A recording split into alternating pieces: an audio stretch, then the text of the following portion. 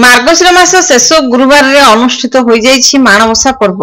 शेष पाली रे उत्साह उद्दीपनार सह भक्तिपूत परिवेश मध्य महालक्ष्मी स्वतंत्र पूजा अर्चना करा जायथिला।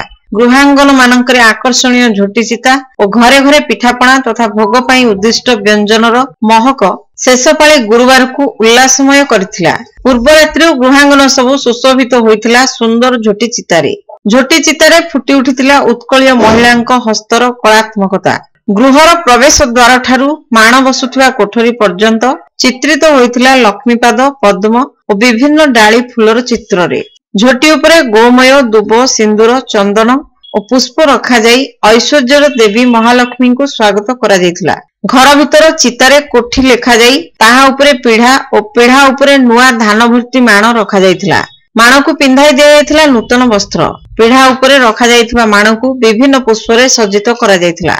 माणर पृष्ठभाग रे शोभा पाउथिला गेंडू और अन्यान्य फूल सज्जित सुदृश्य टाहिया। माण को धूप दीप और नैवेद्य अर्पण पूर्वक पूजा अर्चना करा जायथिला। नैवेद्य स्वरूप अर्पित होइथिला विभिन्न प्रकार पिठा खीरी सहित विविध व्यंजन कदली छेना मुआ दही और साकर।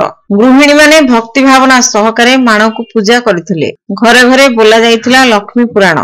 धूप झुणा धूपर महकरे पूजा स्थल रे दिव्य परिवेश सृष्टि होइथिला।